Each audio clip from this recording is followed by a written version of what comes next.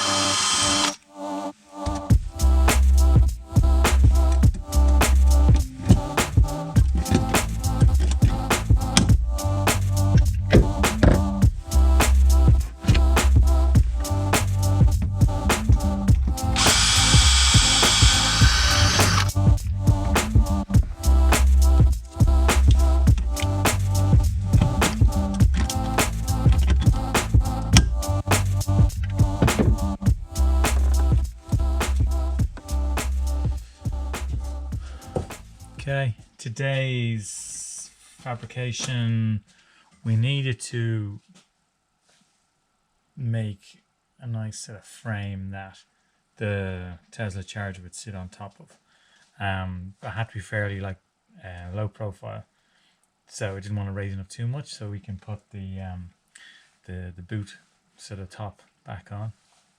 So a lot of thinking went into it, and a lot of tea drinking, and I was wondering what could I use that give it the strength to hold it in there. And I went back to the old what's left of the leaf and used some of the old sort of framework that kept the packs in place, and with a bit of cutting, shutting, welding, drilling. Look at this. So you'll see how it goes in now. So welded in some mounting points where the charger will drop into. These 2 points will drop onto where the service disconnect mounting is. So it's there. And those 2 will go into the back of the boot, into the chassis. So I'll show you how it fits in. Yeah, so here it is. So slip that back in there. This goes down here.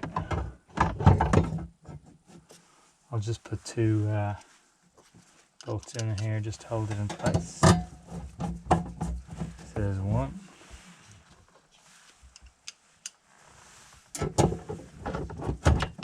2 there. I'm using the EVA foam just as a sort of a cushion there underneath. Cut a proper piece. Just it's nice and snug, but that just gives it the extra sort of protection against sort of sharp points and metal against metal. And I've yet to just put 2 riv nuts into the back here, like I did for the box here in there. I'll put another 2 up here, so that fixes in there. So you basically got that, and then it's also just resting on that on the EVA foam. So then the charger then comes and drops in like so, and it is not going to go anywhere. Here we go. So they mount there. You can see those down there. 1, 2, 3, 4. We've got our coolant will go in this side, and then the other coolant pipe comes up underneath. That will fit on there, and then once that's all done, we can zig this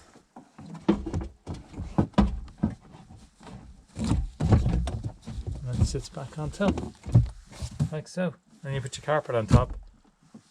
It's all hidden. That just took this morning to do. What I'll do is I'll take this out. I'll just put the 2 rib nuts in the back here. Bolt everything down. Bolt this in place. Put the pipes on. Wire it up. And we're complete. There we are. All in place now. Rock solid. 1, 2, 3, 4 on the mounts. And just the padding underneath there, just to take out when there's some tight spots. And now we just drop this in.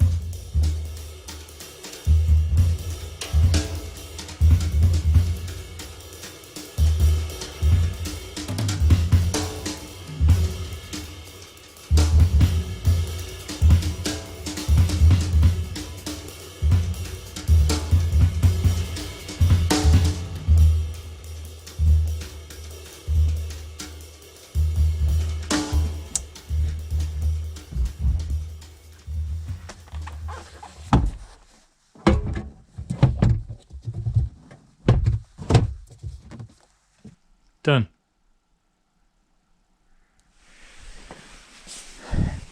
Let's take a look underneath. All around it. So now I have all that. That's all the coolant going in. And if you remember, this side, everything going in there. Box now is nicely tied in. Straps all nicely painted up with some dense film in there. And then if we take a look underneath, there's the interface there that I built. Just needed a bit of glue there just for one hole I couldn't quite get, but when you separate the battery that should come apart. But no hassles. And that's it. Just have to tidy up the secure the pipe work a bit, but it's coming along. Okay, so today's the day. It's Monday morning and we're just waiting on Mr. Engineer to come along to give us the full sign off on this. Yeah, so I'm hoping everything's okay. I think a lot of stuff is going to be looking at is underneath, but no, what I've done just before the weekend was tidy up all this. That's all back in as it should be, and I've tidied up all the wiring up here. Now you can see all back into a small box here, so you've got all the control wires, all your CAN, everything. Just, it looks just nice and tidy now. A couple extra bits here tidied up there. Around the back we've reinstated the carpet because we're complete in here. So when you want to have a look at it, roll back the carpet, and I can see if I can do this one-handed. Yes, I can. It's a bit tight at the back. There you go. So it's all done. Everything's in there. The torch. Everything's completed underneath. All the pipe work is all secured in place all the way up. So yeah, that's all done. So yeah, so it's kind of just hoping that this guy will like what I've done. He was here earlier in the build and he said what I was doing was all good. So and what I proposed to be doing, he said yeah, just as long as you stick to these rules, you'll be fine. So we'll see what he thinks. 100%. He gave it 100 marks. Meant top to tail, underneath, top, the whole lot. Said yeah, she's good. So he's going to do the report now. He sends it off. I think he sends it off to the tax office. They re-register as EV, comes back to me, and get a car tested, and then we're away. insure as well.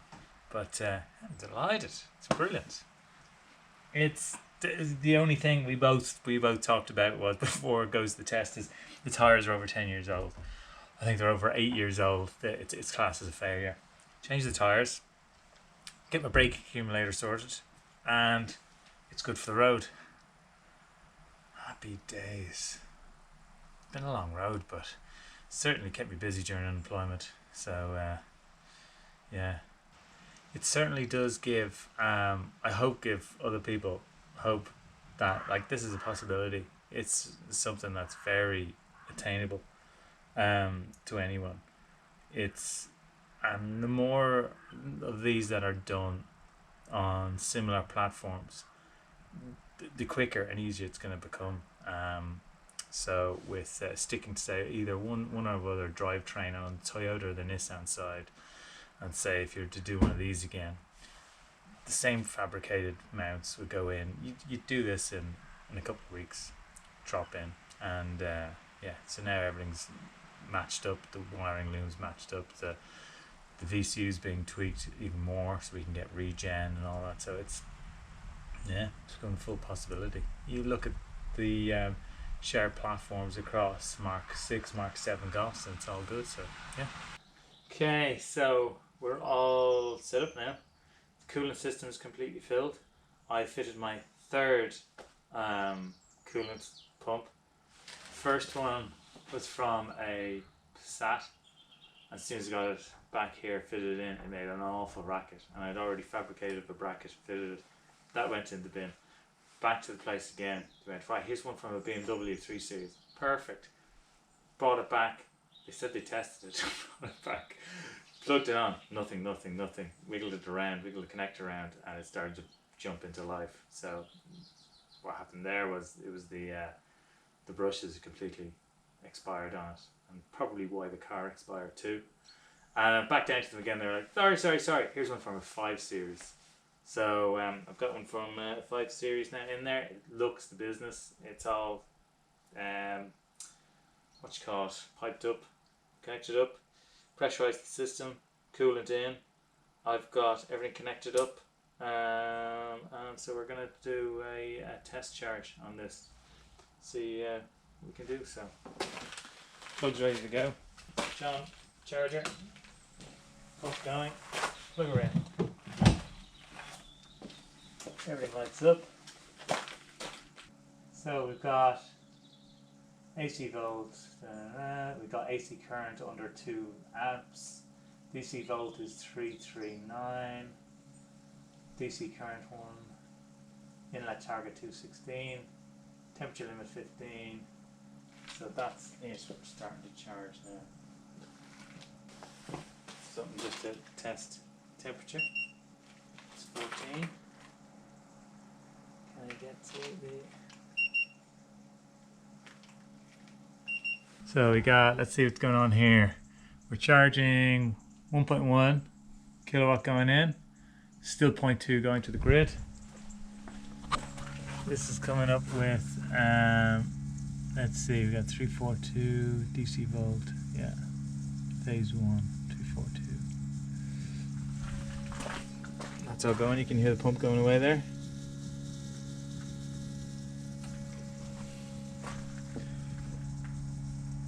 Okay, so we've just been doing a bit of testing there, so taking down some temperatures and stuff.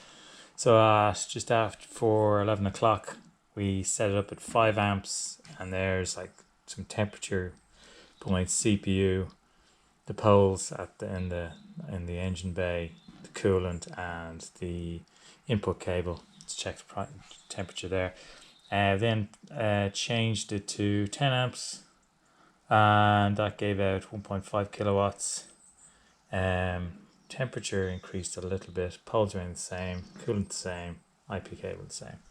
So then we just checked 5 minutes later, and a little increase in along the CPU of the boards there, one of the boards. But what we're going to do now is we're going to bring it up to 20 amps.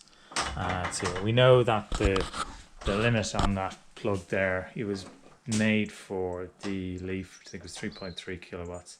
So yeah, so we've just changed that 20 amps. Let's see how we get on.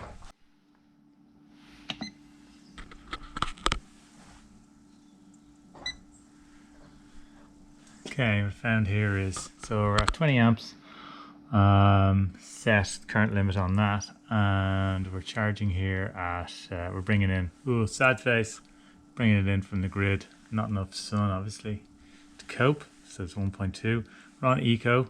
If I change that to fast, see that change, 2.3, 3.3, shut up door, 0.8, 3.3.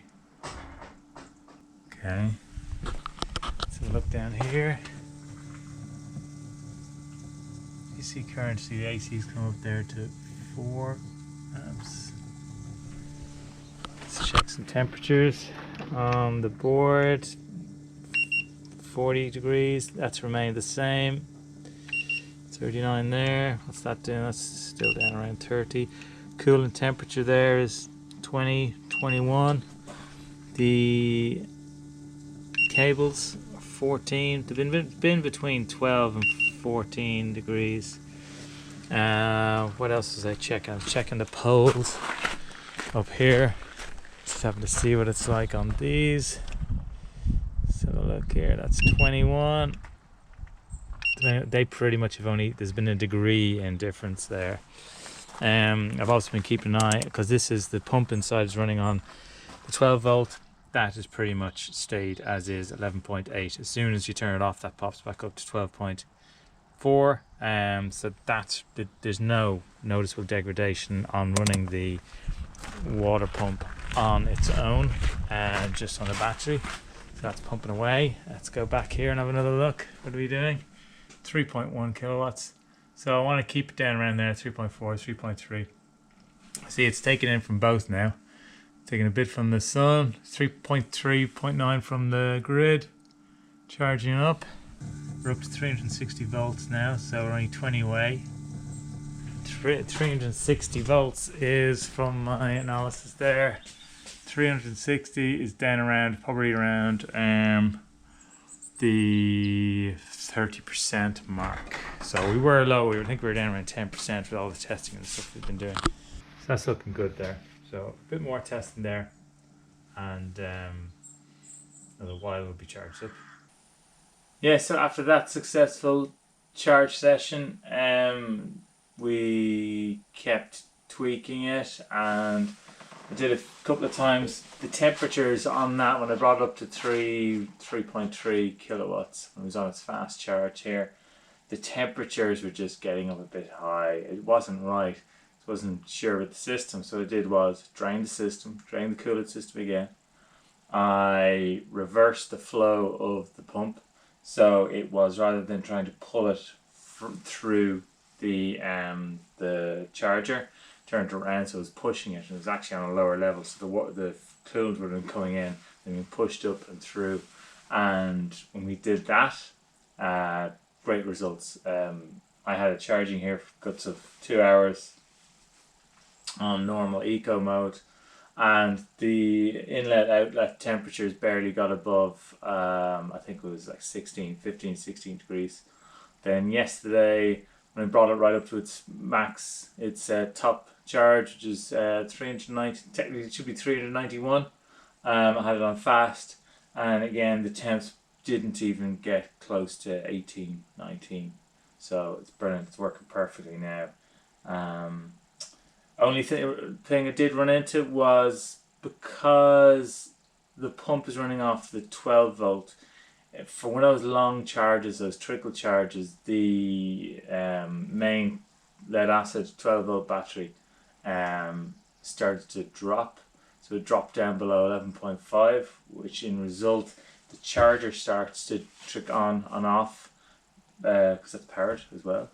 And so the AVSC on the wall there was going, it started disconnecting, reconnecting, disconnecting. So that was just dropping below the potential voltage, 12 volts that it can operate at. So that's okay. It was going to be in a long charge. I want to do a long charge at the beginning. Long-term solution is the DC to DC, which acts like your alternator.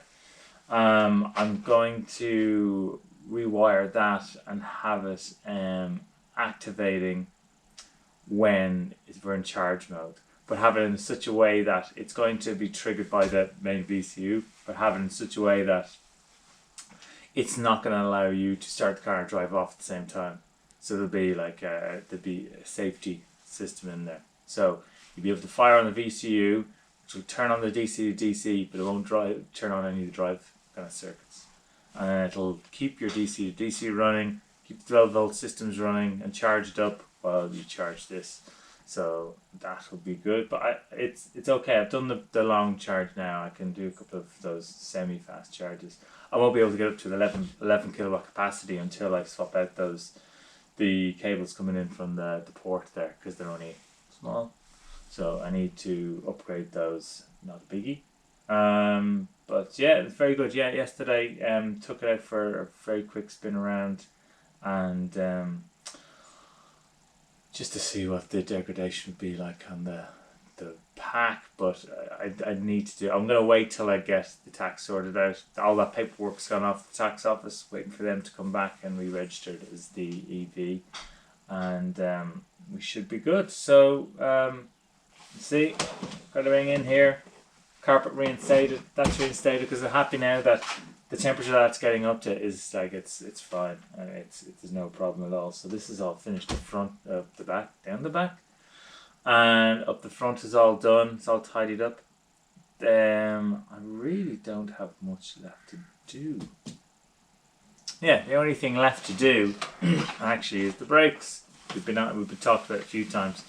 So we had buddy of mine up here who's knows his brakes, and we had a look at the hydraulic system and determined after 3 or 4 hours that the pump is not going to power the brake boost as well. There's some changes we could make, a few valves in it, but it would be messy, and the more we looked at it, the more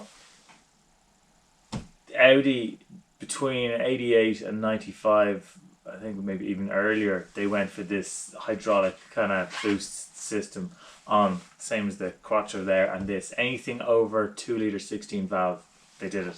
Anything below that, if you had 2 litre 8 valve, like the E, they used normal vac boost, which is like what all of the cars used from the 1920s up through to now, is the big dish of the vac boost.